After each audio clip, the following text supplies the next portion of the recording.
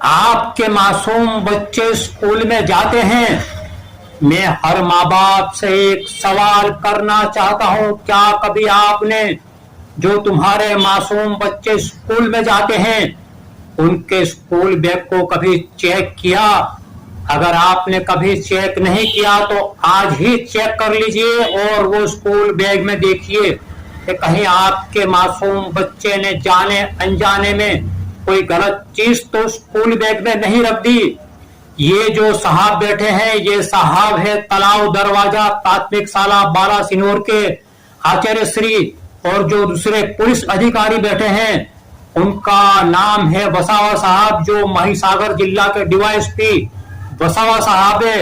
उनको बाद में सुनते हैं। पहले मैं आपको एक छोटी सी घटना बता देता हूं। हालिया दिनों में जो मासूम विद्यार्थी होते हैं जो स्कूलों में जाया करते हैं, वो मासूम विद्यार्थी एक दूसरों पे हमले कर देते हैं और विद्यार्थी घायल हो जाते हैं। ऐसी एक घटना बालासिनोर की प्राथमिक शाला में घटी। ये घटना कुछ ऐसी है कि एक मासूम बच्चा जो किसी काम से कब्रिस्तान गया था, कब्रिस्तान से उसे एक चाकू मिला, ओला के उसने उसके स्कूल बैग में रख दिया और बच्चा स्कूल में गया। स्कूल की छुट्टी हो जाने के बाद वो मासूम बच्चे ने जो दूसरा विद्यार्थी था, वो स्कूल का जो दूसरा विद्यार्थी था, वो विद्यार्थी ने चाकू से हमला कर दिया और उसे इंजर कर दिया। बड़ी दुखदायक और शर्मनाक घटनाएं घट रही है। ये इंसानियत और समाज के लिए अच्छी बात नहीं। हम पहले प्राथमिक शाला बालासिनोर के आचार्य साहब को सुनते हैं, उसके बाद डीवाईएसपी श्री वसावा साहब महिसागर को सुनेंगे।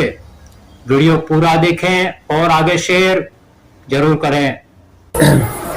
જ્યારે શાળા છૂટી એટલે શિક્ષકો બધા અને બાળકો બધા નીકળ્યા, ત્યારબાદ લગભગ 4:15ની આજુબાજુ મેં ગેટને તાળું મારી બાઇક લઈને જતો હતો અને હું લગભગ ગેટથી 10 ફૂટ દૂર ગયો હોઈશ અને એક બાળક બીજી સ્કૂલનો અને મને કીધું કે સાહેબ ત્યાં બાળકો ઝઘડ્યા છે। તો હું જોવા ગયો તો ત્યાં એ બાળક બેઠો હતો, એની આજુબાજુ બીજા 4-5 બાળકો હતા અને બાળકને મેં પૂછ્યું શું થયું, તો કે ભાઈ મને બીજા બાળકે ચપ્પુ માર્યું છે। બંને ધોરણ 8માં જ અભ્યાસ કરે છે। કારણ તો સાહેબ અમે બાળકને પૂછ્યું, આજે પણ સવારે હું બાળકની ખબર જોવા માટે હોસ્પિટલ જઈને આવ્યો અને આજે પણ મેં પૂછ્યું બાળકને કે બેટા એવી કોઈ ઘટના તારે બની હતી કે કદાચ અમને અજાણ રાખ્યા હોય, વર્ગ શિક્ષકને ના કીધું હોય કે મને ના કીધું હોય, તમારા બે વચ્ચે કોઈ બનાવ બન્યો હતો? તો એને સ્પષ્ટ ના પાડી કે કશું એવું બન્યું નહોતું। છૂટતી વખતે જ અમારે મગજમારી થઈ ગઈ હતી।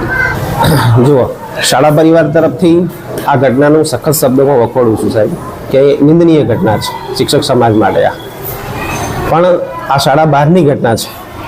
જ્યારે શાળામાં બાળક આવે તો એના વાળ નખ એ અમે કન્ટિન્યુઅસ ચેક કરતા હોઈએ છીએ। તો એવું તો કઈ રીતના કહી શકાય કે શાળામાં જ લઈને આવ્યો? બાળકને જ્યારે પૂછ્યું તો બાળકે કીધું કે બહારથી જ મને મળી।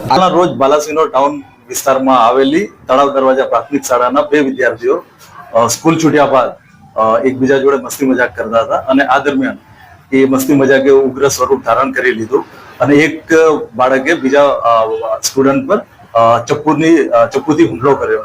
આ ઘટનાની પોલીસને જાણ થતા પોલીસ તુરંત ત્યાં ઘટના સ્થળ પર પહોંચી ગઈ અને સમગ્ર ઘટનાને શાંત કરી હતી અને આગળની તપાસ ચાલુ છે। બંને જે વિક્ટીમ છે અને આરોપી છે બંને સગીર વયના હોય। એમના પેરેન્ટ્સને જાણ કરીને આગળની તપાસ કરવામાં પ્રાથમિક તપાસમાં ધ્યાને આવ્યું છે કે બંને વિદ્યાર્થીઓ ધોરણ 8માં ભણતા હતા અને જે આરોપી છે એના તપાસ દરમિયાન એ જાણવા મળ્યું છે કે આજથી આશરે 2 દિવસ પહેલા આ જે હથિયાર છે આ બાળકને કબ્રસ્તાનમાંથી મળ્યું હતું અને ત્યારબાદ આ બાળકે આ હથિયાર છે પોતાના દફતરમાં રાખી દીધું હતું અને એ જ છરીથી આ બીજા વિદ્યાર્થી પર હુમલો કરવામાં આવ્યો। આ જે સગીર વયનો આરોપી હોય, હાલમાં જે રીતે સોશિયલ મીડિયા છે, ઓનલાઈન ગેમ્સ છે, આ બધી વસ્તુની સીધી અસર પડતી હોય છે।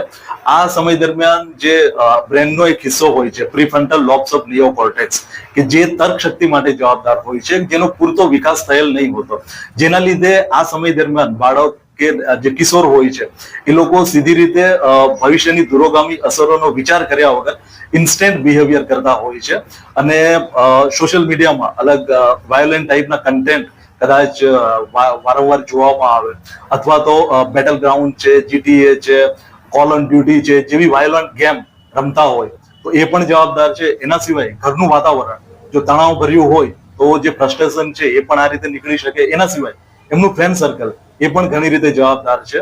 આપના માધ્યમથી હું બધા પેરેન્ટ્સને એક અપીલ કરીશ કે આપનું બાળક સોશિયલ મીડિયા પર કઈ ટાઈપના કન્ટેન્ટ જોઈ છે, કઈ ટાઈપની ગેમ્સ રમે છે, એના સિવાય કઈ ટાઈપનું એમનું ફ્રેન્ડ સર્કલ છે એના પર થોડું ધ્યાન રાખો. એના સિવાય સમયાંતરે આપના બાળકની જે સ્કૂલ બેગ છે એની ચકાસણી કરો કે જેમાં કોઈ વાંધાજનક વસ્તુ છે કે નહીં. એના સિવાય આપનું બાળક છે એને કેટલીક કન્સ્ટ્રક્ટિવ એક્ટિવિટીઝમાં ઇન્વોલ્વ કરો, જેમ કે આઉટડોર ગેમ્સ છે, ડાન્સિંગ છે, મ્યુઝિક છે, રીડિંગ છે જેવી ક્રિએટિવ એક્ટિવિટીમાં કદાચ આપનું બાળક રહેશે તો આવી ડિસ્ટ્રક્ટિવ એક્ટિવિટીથી દૂર રહેશે. हर माँ बाप से रिक्वेस्ट, विनती, तुम्हारे मासूम बच्चे की स्कूल बैग को आज ही चेक करो और देखो वो स्कूल बैग में कोई गलत चीज तो नहीं